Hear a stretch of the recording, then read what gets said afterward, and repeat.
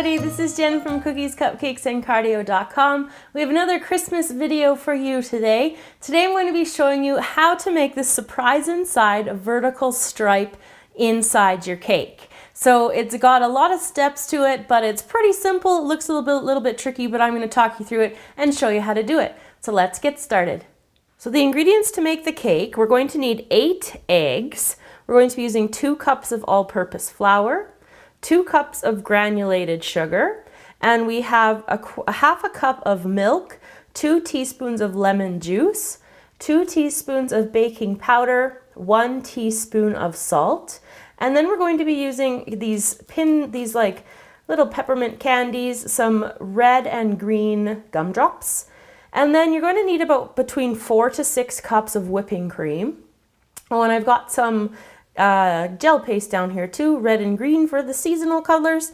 And then what you're also going to need to have prepared ahead of time is an 8-inch cake, and I'm going to use a white vanilla cake.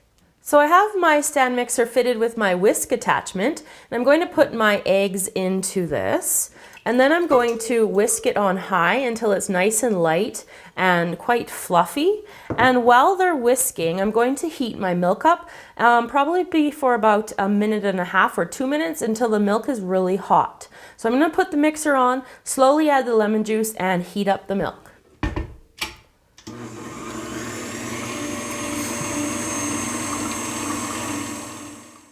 So the eggs are nice and fluffy now, and I'm going to add in the sugar, and I've heated up the milk and it's nice and hot. So I'm just going to pour the sugar in, and then I'm going to put it back onto high and add, well, while it's on medium, I'm going to add the milk, and then I'll put it back up to high to let it remix completely.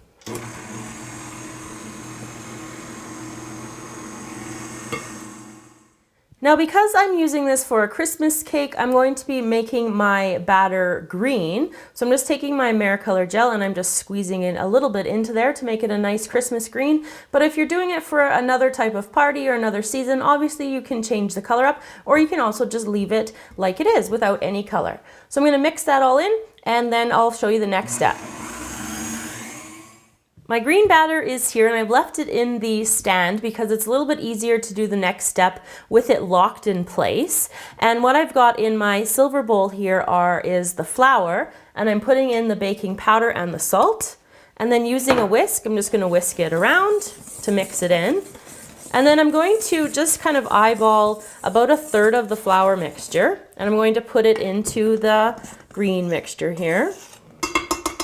And then using a spatula, I'm just going to fold it. So I'm just going from down the side, underneath, and then bringing it back up. So this is gradually going to thicken our cake batter here. So I'm just going to make sure I get each of the 3rd portions all mixed in together. And when you're doing it, you'll find that while you're stirring, you'll find some of the flour pieces come up to the top, and they'll break up, and you'll just keep folding them back in and mix them all together. So you want to do this in the 3 different parts, and once I've got all the flour mixed in, we're going to put them onto our trays.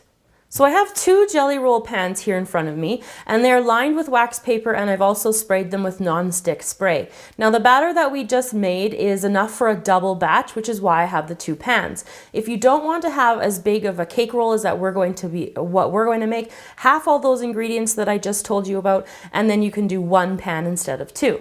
So I'm just going to eyeball my division here, and then I'm going to use an offset spatula to smooth it out and make sure my cakes are nice and flat.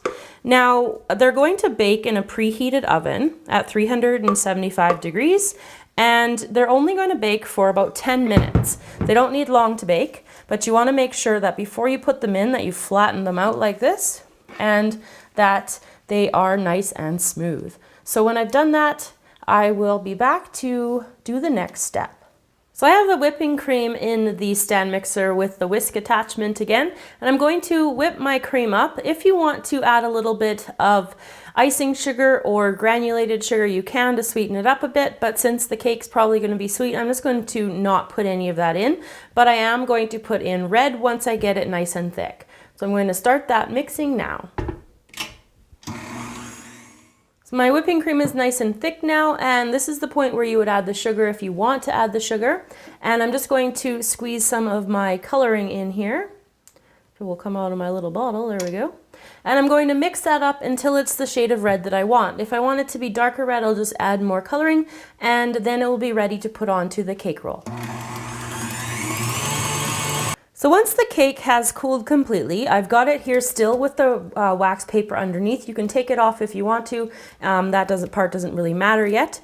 And what I've also marked is 3 different stripes that we're going to be cutting. So these lines of toothpicks right here are at 3 1/4 inches. The second one is at 6 1/2 from this edge. And this one is at 9 3/4 from this edge as well. So I've got my nice long cake knife, and I'm just going to kind of mark myself the line here and continue on up right to the top. And then I'm just going to cut it all the way down. And I'm going to repeat that with my 6 line and also with my 9 line. And I'll also have to do that with the second cake slab as well.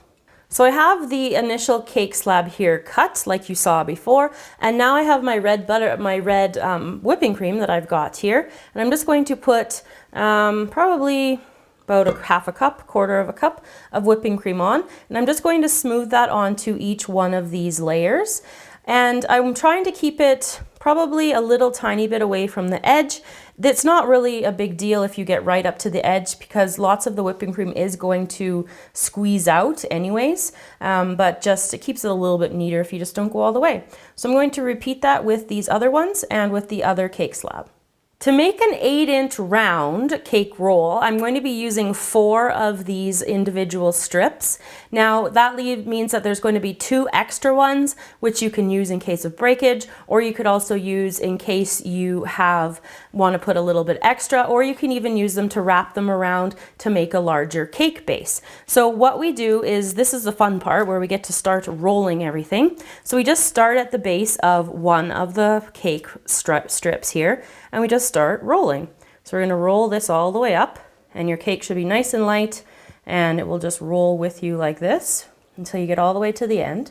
And then you're going to pick it up, and then you're going to line up that end that you just left with and at the start of the next one, and just keep rolling that like that. So I've just repositioned things here so you can see how I'm going to keep rolling. So I've got the 2 rolls, the 2 strips here in the roll up here, and I'm just going to keep going around here with this next one, the 3rd one. And then the 4th one, it gets a little bit trickier just because it hardly is going to go around it much. It's kind of equal to the size of the actual cake. So there's not much rolling at the end. So just like that, we're going to roll that up. Now you want to wrap this pretty tightly in saran wrap, and then you're going to put it into the freezer in order for it to freeze solid, because while you want to get the next stuff ready, you want this to be solid so it doesn't pop open on you when you start to decorate. Now we're going to assemble the cake. So here I have my 8-inch round, and I've cut it in half. So I've got 2 thin slices. And on top of that, I am going to put some white buttercream. Now, if you wanted to stick with the whipping cream, feel free to do that. I like the buttercream instead, just because it's a bit more of a cement, I guess you could say, for the cake. So I've got my little layer here. And now I'm going to take my cake roll and put my cake roll right on top of there, like that. And I think she's on there. And then I'm going to cover this part here with the buttercream. And then I'm going to put the other white or vanilla piece on top of this. So now that we have the cake assembled, what we're going to do is cover the whole entire thing in a thin layer of white buttercream. So to finish off icing the cake, what I have here is my piping bag fitted with a 104 tip. Now we're going to do the striping effect with the gel paste, and I'm going to put 1 single stripe on top of where the narrow part of the tip is there. So I'm just going to dip my paintbrush that I just use for this kind of thing into the gel paste, and then I'm just going to, from the narrow point of the tip, just stripe the bag like that, and then I'll fill it up with my white buttercream and repeat with the red one. So I have my 2 bags of icing ready to go and my cake is prepped. So what I'm going to do is line up the fat part of the 104 tip, and that's going to be against the bottom of the cake and along the side. And then I just squeeze in a ribbon back and forth, zigzag motion, and you'll see that color start to pop out. So I'm going to alternate between the green stripe and a red stripe, and I'm going to go all the way around the cake. So I finished my ribbons all the way around the sides, and now I'm just going to start decorating the top, and I'm just going to alternate from a red gumdrop to a little peppermint and then to a green gumdrop, and I'm just going to do that all the way around the top of the cake. So I'm going to slice into the cake too, so when I come back you'll be able to see what it looks like on the inside. So there you go, everybody. You can see inside the surprise vertical stripes in this cake. I hope you enjoyed learning how to make this really cool Christmas cake idea. If you liked it and you want to check out more Christmas ideas, make sure you watch our Christmas playlist. We've got lots of other ideas from there from years past that we've done for you. So thanks for watching. Remember to subscribe to the channel, and I will see you all again next time.